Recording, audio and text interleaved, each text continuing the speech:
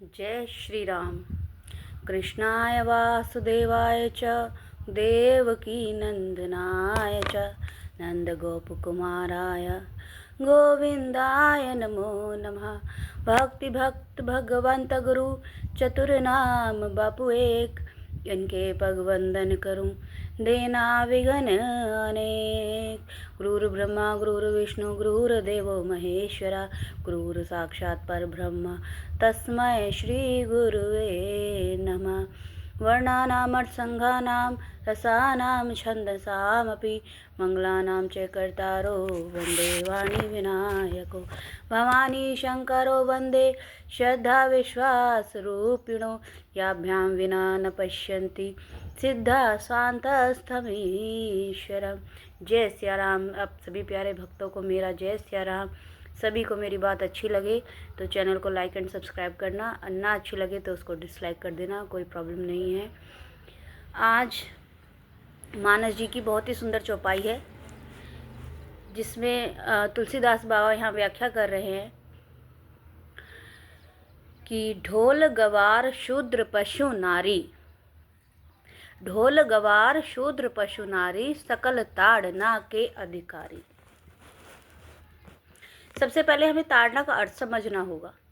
ताड़ना का अर्थ किसी को मारना, पीटना या प्रताड़ित करना नहीं है। ताड़ना शब्द का अवधी भाषा में अगर आप अर्थ जानना चाहते हैं तो या तो आप यूट्यूब पे भी देख सकते हैं, गूगल पे भी सर्च कर सकते हैं, और आपको मानस जी की चौपाई में भी इसका सही सही अर्थ समझ में आ जाएगा, आप पढ़ना चाहेंगे तो।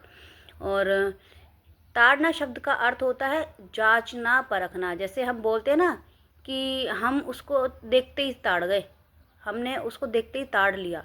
ताड़ना शब्द का अर्थ होता है जांचना परखना, समझना, या किसी सामने वाले की क्या इंटेंशन है उसको अपने दिमाग में समझ लेना कि हाँ ये कहना चाह रहा है, इसका यह तात्पर्य है, इसकी यह मंशा है, इसकी इंटेंशन है।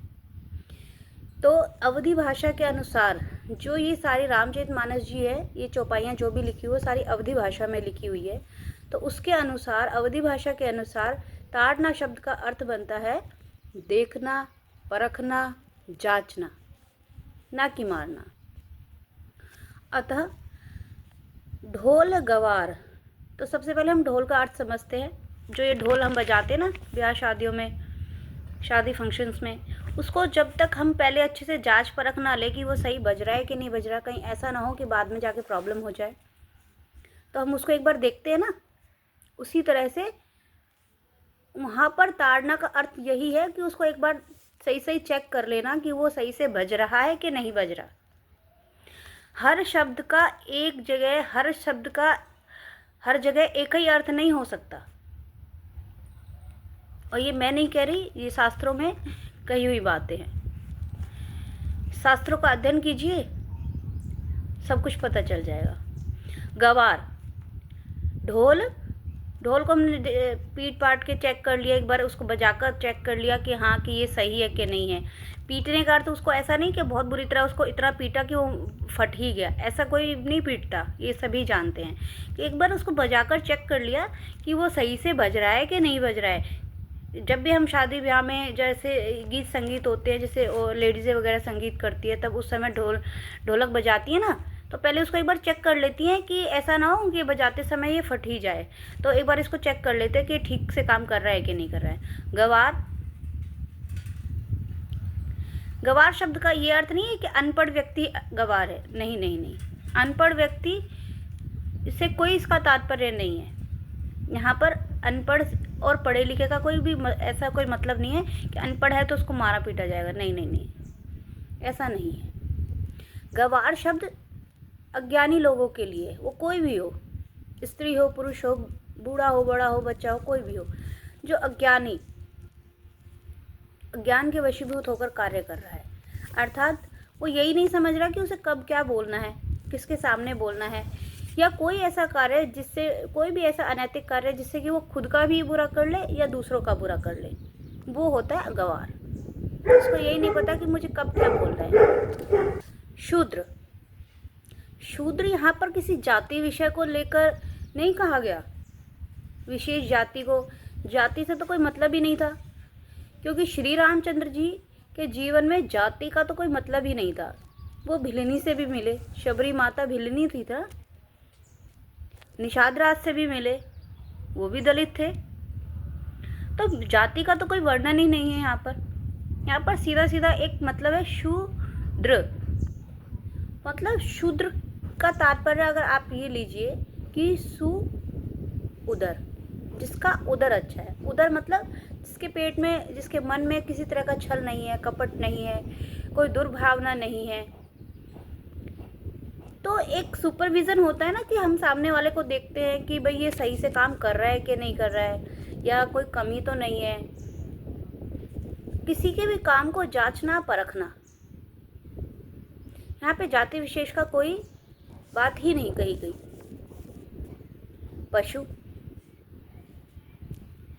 पशु की देखभाल करना, पशु को देखना, पशु की निगरानी करना कि वो पशु जो है कहीं कोई अनर्थ तो नहीं कर देगा। जैसे खूंटे से बंधी हुई गाय या भैंस है, ऐसा तो नहीं वो खूंटा तोड़ दे और सारे में अनर्थ का कारण बन जाए, या फसलों को बर्बाद कर दे। या कोई अन्य जीव भी है, अन्य भी कोई आपने पशु अगर रखा हुआ है, घर में पेट है, तो उसकी देखभाल भी तो करोगे ना, कि वो अनर्थी कहीं पूजा रूम में ना चला जाए, या अनर्थी कहीं भी ना चला जाए, जहाँ जिसका प्रवेश वर्जित है वहाँ ना चला जाए। कुल मिलाकर ये है। ताड़ना मतलब देखभाल करना, निगरानी करना, यह देखना कि जो भी पशु है वो अपने अपनी सही ढंग से अपनी अपनी जगह पर सुव्यवस्थित रहे। जिसका जैसे गौशाला में है तो वो गौशाला में ही रहे, जिसका कहीं और है, जैसे कुछ जैसे डॉग्स वगैरह होते हैं या कोई भी पेट जानवर होते हैं, उनके लिए अगर अलग से कोई अलग स्थान है तो वो वहाँ पे रहे, या जो भी जैसा भी व्यवस्था बनाई हुई है जिन्होंने भी जैसे भी, तो वो अपने अपने हिसाब से सही से रहे। ये देखभाल करना, ना कि उन्हें मारना पीटना। ठीक है। अब नारी, अब जब ये बात आती है नारी, तो सबको एक ही बात लगती है कि नारी मीन्स ताड़ना की अधिकारी है, पिटाई की अधिकारी है। अवश्य है पिटाई की अधिकारी, मैं ये नहीं कहूँगी कि पिटाई की अधिकारी नहीं है। हर वो औरत पिटाई की अधिकारी है जिसमें ये 8 अवगुण है। जी हाँ, 8 अवगुण है। आप कहेंगी कि 8 अवगुण वाली को भी मारना पड़ेगा? बिल्कुल। जो कानून के द्वारा जो सजा दी जाती है वो मारना ही तो है, वो और क्या है। आप सोचो कि आप डंडा लेके मारने पीटने लग जाओ तो वो सही नहीं है, लेकिन जो कानून के द्वारा जो भी सजा दी जा रही है, जो भी पनिशमेंट दी जा रही है, जो भी कार्रवाई की जा रही है, वो एक तरीके से उनको ताड़ना ही तो है। उनको जो भी उनका कुकृत्य है, जो भी उन्होंने कुकर्म किया है, उसके अकॉर्डिंग उसको जो भी सज़ा मिलनी है वो ताड़ना के अधिकार क्षेत्र में ही तो आता है। और क्या आता है? तो नारी, कौन सी नारी ताड़ना के योग्य है और कौन सी नारी, पहले तो नारी का व्यवहार देखो। तुलसीदास बाबा कहते हैं कि रामचरितमानस जी में जो 4 नारियां है ना, 4 नारियां ऐसी है जिनका दमन हुआ है। 4 नारियां ऐसी है जिनका दमन हुआ है। सबसे पहले तो ताड़का को श्री रामचंद्र प्रभु जी ने मारा। अब कहें कि भाई नारी है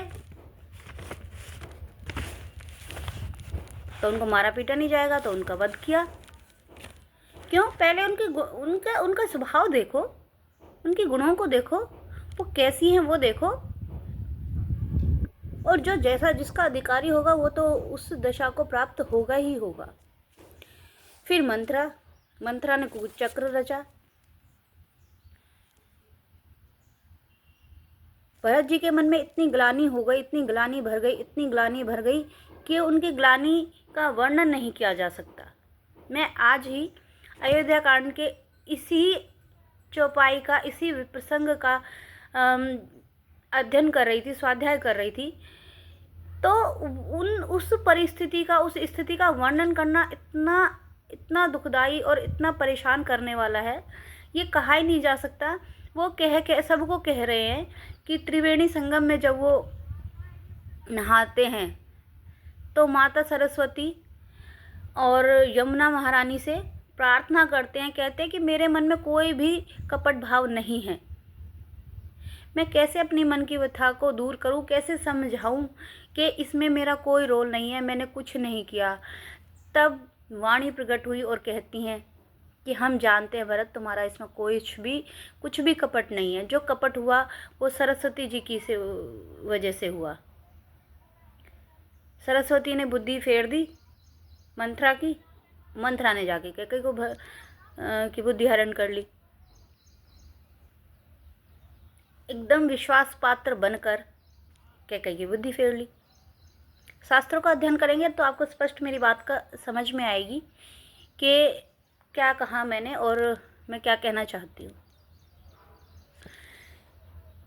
शूर्पणखा राक्षसी वेश, राक्षस कुल जाति से थी, रूप धारण करके आई थी सुंदर नारी का, जिसके मन में काम, क्रोध, लोभ और ईर्ष्या जैसे, राग द्वेष जैसी विकार भरे पड़े हैं। है तो वो राक्षस कुल की, परंतु पाना चाहती है राम को। जिनके मन में द्वेष भावनाएं, ईर्ष्या, काम, क्रोध, जलन सब भरा पड़ा है, लेकिन फिर भी वो चाहती है कि हमें अच्छा ही अच्छा मिल जाए, बढ़िया बढ़िया सब कुछ मिल जाए। और फिर लंकनी का तो आप प्रसंग सब जानते हैं। लंकनी राक्षसी होकर भी हनुमान जी को रोकती है। हनुमान जी कौन है? अपने आप में बल, बुद्धि, ज्ञान के भंडार। तो ये 4 नारियां हैं जिनका दमन हुआ है, और ऐसी ही 4 नारियां, ऐसी अन्य नारियां रामचरितमानस जी के लंका कांड का बहुत ही सुंदर चौपाई है। दोहा संख्या 16 के बाद की चौपाई है, आई थिंक, अभी मैं भूल रही हूँ। नारी स्वभाव सत्य कवि कहीं, अवगुण 8 सदा उर रही। हर नारी का है ये, हर एक नारी का है। मैं नारी हूँ और ये सब में ही होता है, नारी स्वभाव। परंतु हमें ये जांचना होगा कि जिन नारियों में ऐसा स्वभाव होता है वही तो ताड़ना की अधिकारी है, और ताड़ना का दूसरा अर्थ होता है देख रेख करना। और जिनमें ये 8 अवगुण नहीं है उनकी तो देखभाल ही करोगे। माता सीता भी तो जय जयकार होती है ना, माँ भगवती की, राधा रानी की।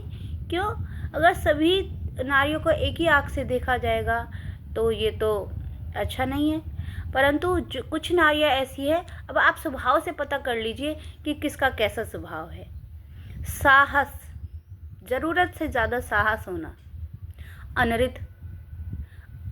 अनर्थ का कारण बनना, चपलता, चंचलता का ज़्यादा होना, माया होता है। माया तो आप जानते ही होंगे, संसारी माया, सबको अपने वश में करने वाली, कि ये भी मेरा हो जाए, ये भी मेरा हो जाए, इसे भी मैं अपने हिसाब से ढाल लूँ, उसे भी अपने हिसाब से ढाल लूँ। भय, जहाँ भय नहीं करना वहाँ भय दिखाना, और जहाँ भय करना चाहिए वहाँ दबना नहीं। अविवेक बुद्धि जिसकी हो, असोच, जिसका बाहरी और आंतरिक सोचाचार न हो, मतलब समय पे अपने कार्यों को निवृत्त न करना, समय से नहाना धोना नहीं, समय से पूजा पाठ नहीं, समय से कुछ भी काम नहीं। और अदाया, स्त्री ममता की मूर्ति कही जाती है, परंतु अगर उसके मन में जरा भी दया भाव नहीं है किसी के प्रति तो वो अदाया कहलाता है। और ये मैं नहीं कह रही, ये लंका कांड के दोहा संख्या 16 के बाद जो चौपाई है उसमें कहा गया है। तुलसीदास बाबा ये वर्णन करते हैं कि रावण ने, मंदोदरी जब रावण को समझाती है कि सीता को वापस कर दो और पराई स्त्री का हरण करना किसी भी तरह से उचित नहीं है, वो तुम्हें नरक के द्वार पे ले जाके खड़ा कर देगी। बहुत लाख समझाने पर भी जब रावण नहीं मानता है तो रावण को ऐसा लगता है कि मंदोदरी व्यर्थ ही चिंता कर रही है, और मंदरोदरी भय से युक्त है और मंदरोदरी को कुछ भी समझ नहीं आ रहा और उसका विवेक काम नहीं कर रहा, मंदोदरी को कुछ भी उसको समझ में नहीं आ रहा, उसका विवेक काम नहीं कर रहा, तो वो उस समय कहते हैं कि सुनो मंदोदरी, नारी स्वभाव सत्य सब कहीं, अवगुण आठ सदा उर्रही, साहस अनरित चपलता माया, भय अविवेक असोच अदाया। वीडियो को ज़्यादा लंबा न करते हुए बस मैं यही कहना चाहूँगी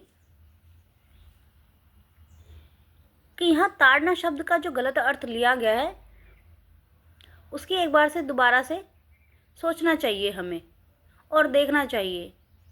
और कलयुग में आजकल ऐसी स्त्रियों की भी कमी नहीं है जिनमें ये 8 अवगुण ना हो। अवगुण तो 8 हर एक स्त्री में है, परंतु अब ये जो अवगुण है ना, ये कूट कूट कर बाहर आ रहे हैं, ये बाहर निकल रहे हैं और ये दिखाई दे रहे हैं। जो ज्ञानी और मूर्ख हैं उसे भी दिखाई दे रहे हैं कि देखो ये क्या हो रहा है। कोई किसी के अपने पति को मार रही है, कोई अपने मंगेतर को मार रही है, कोई किसी को मार रही है। तो ये ऐसी नारियों के लक्षण हैं, और जिन नारियों के लक्षण हैं उन्हें देखिए आप और समझिए मैं क्या कहना चाह रही हूँ। हर नारी को एक आंख से नहीं देखा जा सकता और हर शब्द का गलत अर्थ नहीं निकाला जा सकता, परंतु ये कलिकाल है, कलयुग तो अपना प्रभाव दिखाएगा ही। तो इसी के साथ जय श्री राम। मेरे कटु वचनों को सीरियसली ना लीजिएगा, क्योंकि कुछ शब्द ऐसे हैं जो न चाहते हुए भी निकल जाते हैं। जय श्री राम।